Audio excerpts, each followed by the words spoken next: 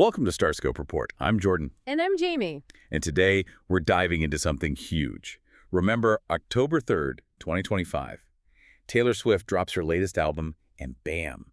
Within hours, one track dominates everything. Actually romantic. And the internet just exploded. The consensus was like immediate. This wasn't just a song. No, it felt like a direct hit, a really devastating lyrical attack. And everyone seemed to agree who the target was. Pop innovator Charli XCX. Right. So if you've been trying to piece together what exactly happened, this deep dive is for you. We're going to break down the whole firestorm. We'll look at the history, the lyrics, the celebrity connections, all of it. Because this isn't just gossip, is it? Not at all. It's actually a really fascinating case study in how artists interpret each other, how narratives get controlled in music today. Our mission here is to cut through the noise. We're looking at the hard evidence, the lyrics themselves, to see why this felt so calculated, so specific. We want you to understand the power dynamics and, that huge gap between what one artist says they meant. And how the other one chose to hear it. It's pretty intense. Definitely. Okay, let's get into it. Actually romantic. The indictment, as people are calling it. The tone itself is striking. It's not really angry. No, it's colder than that. Almost amused. Like there's this layer of superiority, almost predatory. And Swift builds this case, this sort of constellation of evidence, piece by piece, right from the start, pointing fingers directly at Charli. Exactly. It kicks off at that line suggesting artistic friction. I heard you call me boring Barbie when the Cokes got you brave. Wow. Boring Barbie. That hits hard immediately. It really does. It taps right into that whole pop music dichotomy, doesn't it? Swift is the polished mainstream giant versus Charli, the edgy, critical darling. Yeah, it's like Swift is saying, you think I'm basic, I think you're just trying too hard, maybe hiding some insecurity. But it goes deeper than just art critique with the second part.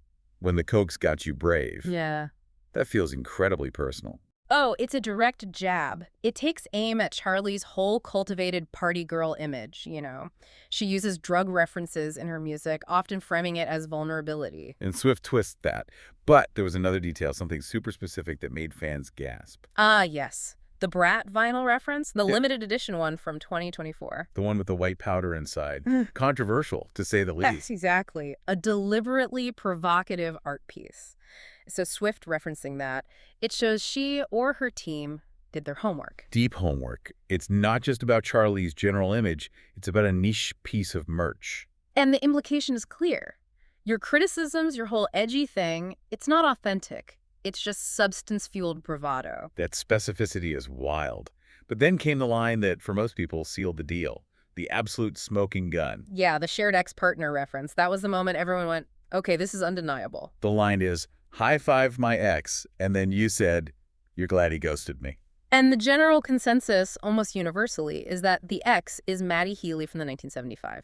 Who Swift dated briefly, very publicly, back in 2023. Right. And Charli's husband, George Daniel, he's Matty Healy's bandmate in the 1975. So the lyric paints this picture, this really uncomfortable scene of Charli, privately celebrating Swift's romantic turmoil within their shared social circle. It's brutal. And Swift uses this not to play the victim, but to flip the entire narrative in the chorus. It's kind of genius in a ruthless way. She directly quotes the perceived sentiment from Charli's song.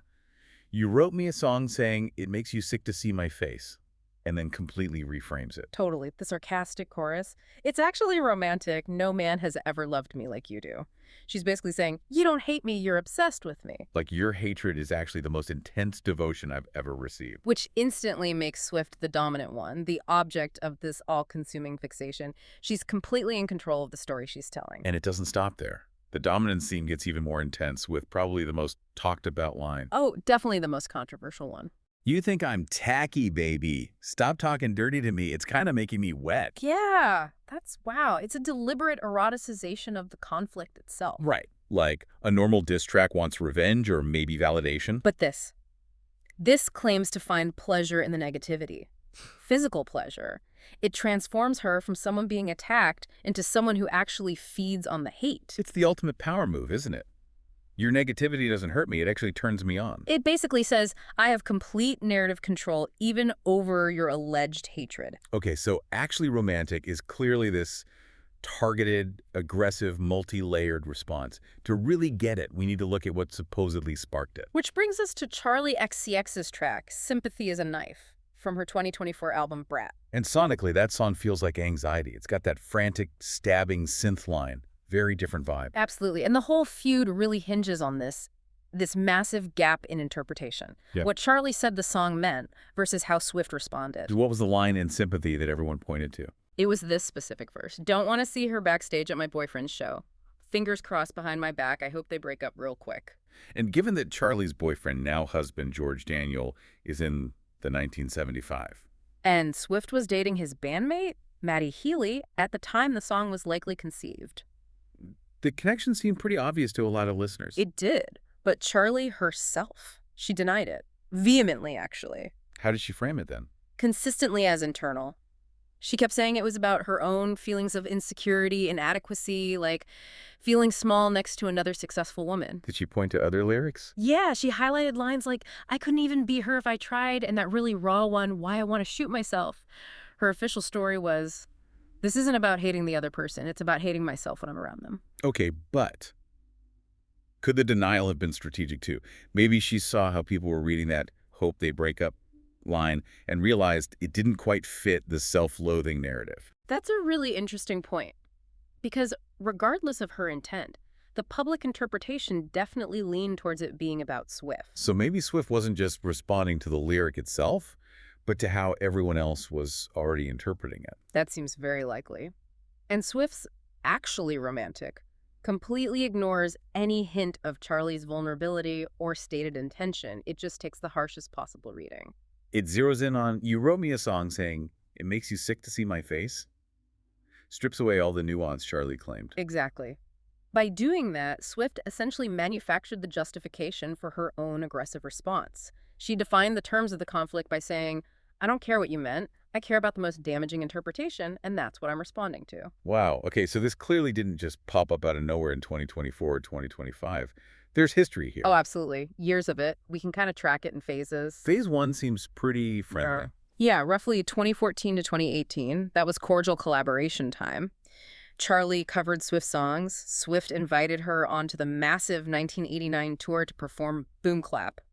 Publicly, it looked like mutual respect. Then came the Reputation tour, and things shifted. That was the first real crack. Charli was an opening act again, and in a 2019 interview, she made that comment about performing for the stadium crowds. The waving to 5-year-olds comment. Exactly. And that did not go over well with Swift's fan base. Understandably, maybe. It sounded dismissive, ungrateful. Right. Even though Charli clarified later, saying she didn't mean it condescendingly, the damage was kind of done. The perception stuck. Charli looks down on Swift's audience. That created some friction. Okay, so there's a pre-existing tension. Then comes phase 3, the Matty Healy element, the 1975 nexus, 2023-2024. This is where it gets really tangled. Swift dating Matty Healy put her right smack in the middle of Charli's personal and professional world. Because Charli's married to Healy's bandmate, suddenly they're potentially in the same rooms at the same events. Exactly. It created that real-world proximity and tension that Charli seemed to explore, maybe fictionalize, in Sympathy Is a Knife. Which leads us to this proxy theory idea. Can you unpack that? Well, the thinking is that Swift's album, The Tortured Poets Department, dealt heavily with her relationship with Healy and that whole scene, right? A world that maybe critiqued her or that she felt rejected by. Okay.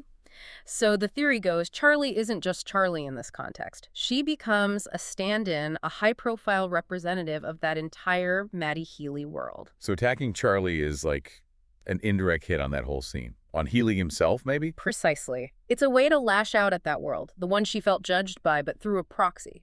Charli becomes essentially high-profile collateral damage. Ian Swift's ongoing processing of that relationship drama. Wow. It offers a layer of distance, maybe even deniability. And we saw things escalate even more visibly in May 2024, right? Yeah, tell us about that. Charli drops her music video for 360, and it features Gabriette Bechtel. Who is Matty Healy's new girlfriend. Right. That felt like a statement.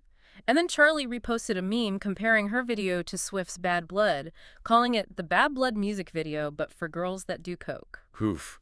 That's pretty direct. Super direct. Fans immediately saw it as a jab at Swift. So even with her denials about Sympathy, Charli was clearly aware of the narrative, maybe even leaning into it a bit. Which perhaps gave Swift the ammo she felt she needed for actually romantic. Could be. It definitely fanned the flames. So how did Actually Romantic actually land? The reception was mixed, was it? Deeply polarized. You saw a real split. A lot of Swift fans were thrilled, celebrating the clap back, the cleverness of the lyrics. But there was pushback, too. A lot of pushback from critics, but also from a pretty vocal chunk of fans who felt it was uncomfortable. The term punching down came up a lot. Because Charli, while respected, just doesn't have Swift's level of commercial power or cultural dominance. It felt disproportionate to some. Yeah, the power imbalance was a major theme in the criticism. The Guardian, for example, called it a hit job and said it highlighted Swift's tedious obsession with conflict. Pretty harsh. It also got up comparisons to how other artists handle these things, right? Absolutely. The contrast with Lorde was brought up frequently. Charli had another song, Girl, So Confusing, which expressed insecurity about Lorde. And how did Lorde react? She didn't attack. She reached out, they talked, and they ended up collaborating on a remix of the song. Turning insecurity into dialogue. Exactly. It was seen as this really graceful, mature way to handle potential conflict, which, side by side, made Swift's approach look, well, less graceful, more aggressive. So given the potential backlash, the criticism, why go there? Why release something so targeted? Which brings us back to Swift's strategy. Plausible deniability, it's key. Explain that. Swift never explicitly names names. That's crucial. She loads the song with incredibly specific details, the vinyl, the X, the boring Barbie idea, the backstage comment context. Details that let her core audience know exactly who she means. Precisely. The message is crystal clear to those invested. But publicly, she can offer vague explanations. She talked about having a one-sided adversarial relationship with you, super general. So she gets the impact of a direct hit. While maintaining a shield, she can say, whoa, me, I never said it was about her. It insulates her from direct accusations of bullying or being overly aggressive. And because she has such immense cultural power. Her interpretation that Charli was hateful or jealous tends to become the dominant narrative for millions. It forces everyone else, including Charli, to react to the story Swift created. It's a masterclass in narrative control, even if it's controversial. So wrapping this all up, the question we leave you with is kind of the core of it all. Was Actually Romantic, with all its calculated specificity, a stroke of strategic genius, a way to generate buzz, reaffirm dominance through conflict? Or was it maybe a rare misstep? A moment where a master narrator let slip a bit of insecurity, maybe showing that even at the absolute peak of pop power, old wounds or perceived slights can still drive the narrative. Something to think about. A really compelling puzzle indeed. The drama definitely continues. You've been listening to Starscope Report, where Jamie and I uncover the stories shaping Hollywood, music, and pop culture. Thanks for tuning in, and we'll catch you next time.